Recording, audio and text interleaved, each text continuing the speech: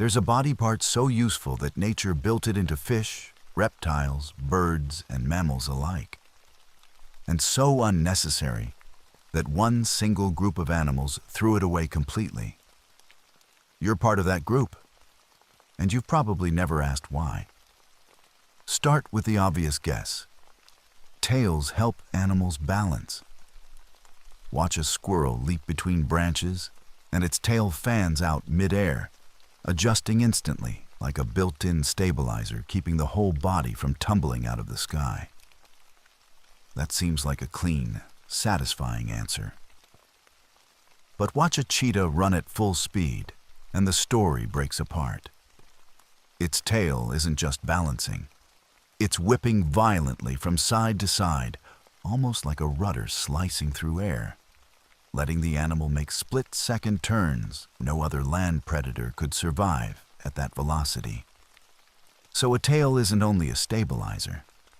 Sometimes it's a steering wheel. Which raises the first real question. If a tail can control a body moving at 40 miles an hour, what is it doing on an animal that barely moves at all? Watch a dog standing completely still, and its tail is still working, rising when it feels confident, tucking tight when it feels afraid, swaying loose when it feels safe.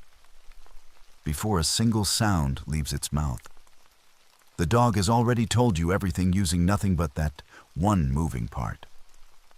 A steering wheel in one animal, a voice in another. And neither of those explanations prepares you for what happens the moment you step into water. For a fish, the tail isn't steering, and it isn't speaking. It's the engine. Nearly all forward motion begins there, pushing against water to drive the whole body ahead. Crocodiles use their thick, muscular tails to launch explosive, sudden strikes from complete stillness. In water, the tail doesn't help the body move. It is the movement itself. So now you have three completely different machines, wearing the same disguise. And just when that feels like the full range of what a tail can be, you climb into a rainforest canopy in Central and South America, where spider monkeys swing branch to branch. And sometimes their hands aren't holding anything at all. Their entire body weight hangs from their tail instead. This is a prehensile tail, strong enough to grip like an extra hand, freeing both real hands to gather food while suspended high above the forest floor. At this point, calling it a tail almost feels wrong. It's a limb. Here's where the story turns strange. If a tail can become something this valuable, why would any animal willingly give it up? Some do, on purpose. Certain lizards, grabbed by a predator, can deliberately detach part of their own tail. The severed piece keeps twitching on the ground, distracting the attacker just long enough for the lizard to escape, and many slowly regrow a replacement afterward. For these animals, the tail isn't just useful, it's expendable. A body part built to be sacrificed in exchange for staying alive. And once a tail can be sacrificed, it isn't such a leap to imagine one built purely to inflict damage. Alligators deliver forceful tail strikes to stun prey before finishing an attack.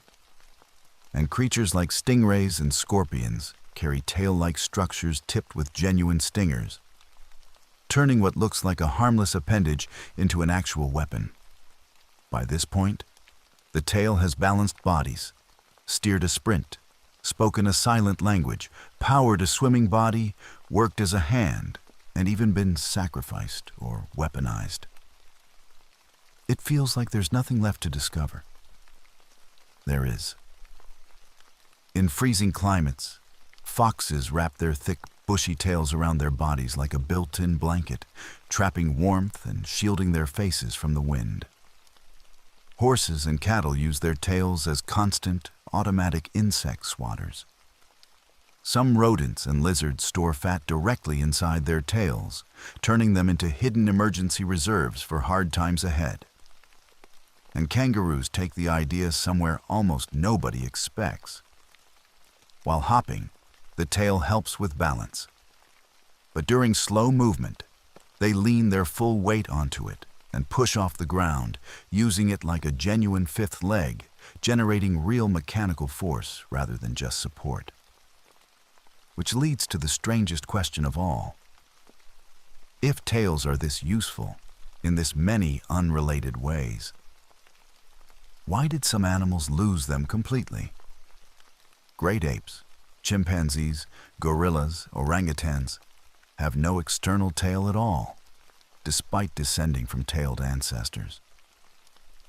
As their movement shifted away from constant tree balancing, a visible tail stopped offering enough advantage, and evolution slowly erased it. And this is where everything changes, because that same fate happened to you. Roughly 20 to 25 million years ago, genetic changes affecting tail development occurred in the ancestors of apes and humans. As those ancestors shifted toward upright movement and an entirely different way of navigating their world, keeping a visible tail no longer made sense. Evolution didn't destroy it violently. It simply stopped maintaining it, and the tail quietly faded out of our bodies over generations. But here's the twist almost nobody expects. It never actually disappeared. Every human being alive today is born with a small, curved bone at the very base of the spine, called the coccyx, the tailbone. It's the direct leftover of what used to be a full tail in our ancestors. It doesn't help you climb, swim, or balance. But it's still there, quietly built into your skeleton, right now, holding the shape of something you'll never use. Which leads to the final, strangest question hiding behind this entire mystery. If the tail is gone, why does the genetic instruction for building one still exist somewhere inside us? In extremely rare cases, it briefly answers back. Some human babies have been born with a soft, tail-like growth extending from the base of the spine. Doctors generally understand these as rare developmental occurrences, since they typically lack the bone, muscle, and nerve structure of a genuine functioning tail. But their existence reveals something remarkable. The genetic blueprint for a tail never actually left human DNA. It's still in there, mostly silent, occasionally stirring, folded deep inside a part of our biology most of us never think to question. So the next time you see a dog's tail wag, a cheetah cut sharply across open ground, or a monkey hang effortlessly by nothing but its own grip, understand what you're actually witnessing. It was never one invention with one purpose. It's the same ancient structure, endlessly reshaped by millions of years of different problems, different environments, different survival stories. And somewhere at the base of your own spine, quiet and easy to forget, you're still carrying a small, unfinished piece of that same story. A secret evolution never fully erased, just switched off and left waiting.